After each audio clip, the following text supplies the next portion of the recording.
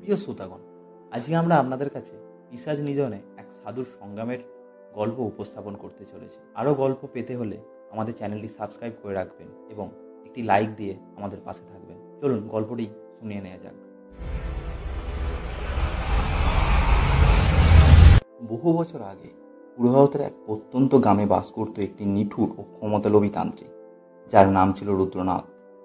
রুদ্রনাথ ছিল অত্যন্ত ক্ষমতাশালী এবং তার কালো জাদু ও তন্ত্র সাধনার জন্য দূর দূরান্তে কুখ্যাত। সে দিনরাত তন্ত্র সাধনায় লিপ্ত থাকত, আর তার একমাত্র উদ্দেশ্য ছিল অতি প্রাকৃতিক ক্ষমতা অর্জন করে সকলের উপর শাসন করা। একদিন রুদ্রনাথ সিদ্ধান্ত নিল সে এমন একটি পিশাচ জাগাবে যে তার সকল শত্রুকে ধ্বংস করবে এবং তাকে অমরত্ব দান করবে। পিশাচ হলো এক ধরনের ভয়ানক আত্মা যারা মৃত্যুর পর শান্তি পায় না এবং যারা তাকে জাগায় তাদের ইচ্ছা মতো কাজ করে। তবে পিশাচকে নিয়ন্ত্রণ করা খুবই বিপজ্জনক, কারণ সামান্য ভুলে জেগে উঠলে নিয়ন্ত্রণহীন হয়ে উঠতে পারে এবং নিজের নিয়ন্ত্রককে ধ্বংস করে দিতে পারে। রুদ্রনাথ রাতের গভীরে তন্ত্র সাধনা শুরু করলো। সে পূর্ণিমার রাতে এক নির্জন শ্মশানে গিয়ে তান্ত্রিক ক্রিয়ার মাধ্যমে পিশাচ জাগাতে থাকলো। চারপাশে মন্ত্রের গভীর আওয়াজ, অদ্ভুত ধোঁয়া আর আকাশে অন্ধকারে জ্বলছে ওঠা বিদ্যুৎ চমক। এই সব কিছুর মাঝে রুদ্রনাথ তার উদ্দেশ্য পূরণের দিকে ক্রমেই এগিয়ে চলল। কিছুক্ষণ পর এক ভয়ানক পিশাচ শ্মশানের মাটি থেকে উঠে এলো। তার চোখ দুটি লাল, মুখ থেকে ঝরছে রক্ত, আর তার শরীর থেকে বেরোচ্ছে এক ধরনের প্রচণ্ড দুর্গন্ধ। রুদ্রনাথ পিশাচকে নিজের অধীনে আনতে সফল হলো এবং তাকে দিয়ে বিভিন্ন কুকর্ম করতে লাগলো। গ্রামের মানুষজন হঠাৎ করেই একটি অদ্ভুত মৃত্যু শিকার হতে লাগলো। কেউ কেউ রাতের অন্ধকারে পিশাচের আক্রমণে মারা যাচ্ছে, আর কেউ কেউ নিখোঁজ হয়ে যাচ্ছে। গ্রাম জুড়ে ছড়িয়ে পড়ল আতঙ্ক আর অজানা একটি ভয়। তবে গ্রামের বাইরে এক নির্জন পাহাড়ের উপর এক সাধু বাস করতেন। তার নাম ছিল সুশীলানন্দ। তিনি ছিলেন এক সৎ, ধার্মিক ও শক্তিশালী সাধু, যার তন্ত্র সাধনা ছিল একমাত্র ঈশ্বরের আশীর্বাদ ও মানুষের কল্যাণে নিবেদিত। যখন তিনি গ্রামের মানুষের দুঃখের কথা শুনলেন, তখন তিনি বুঝলেন যে এটি রুদ্রনাথের কাজ এবং তাকে থামাতে হবে।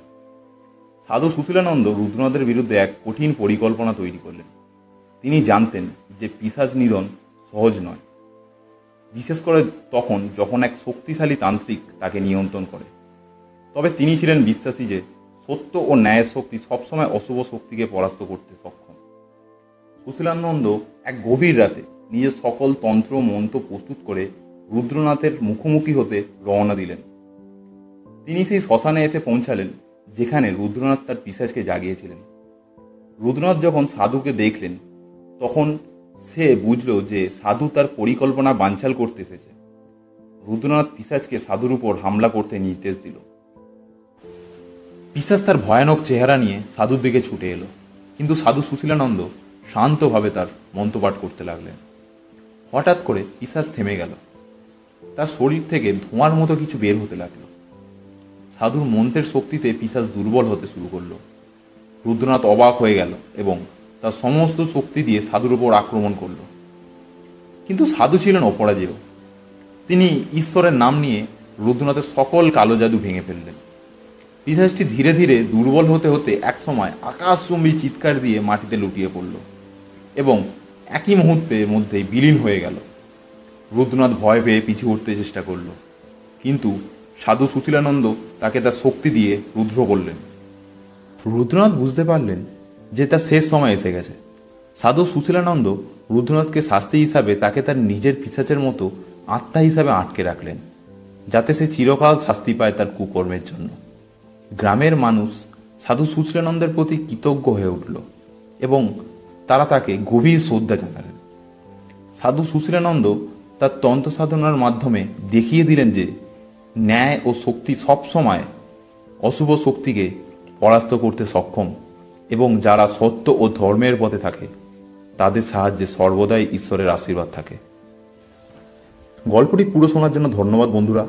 যদি ভিডিওটি ভালো লাগে তাহলে কমেন্টে জানাবেন এবং লাইক দিয়ে পাশে থাকবেন। ধন্যবাদ বন্ধুরা।